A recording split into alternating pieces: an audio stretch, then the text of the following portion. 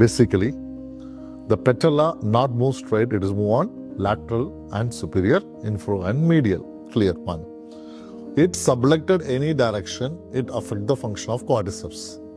Second one is, it is not corrected, the balance between the medial compartment and lateral compartment is affected.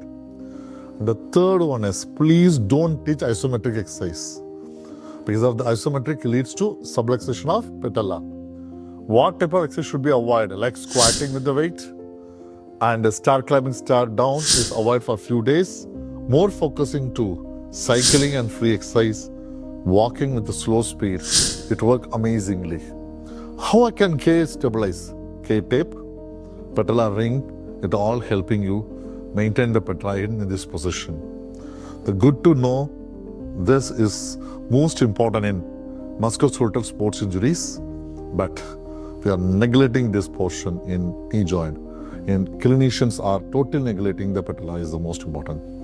Patella like a handbrake, you put a handbrake and drive it, how much damage create? Same damage happen when the patella is subluxed. So focus on patella. It is not a small, but it is bigger in function.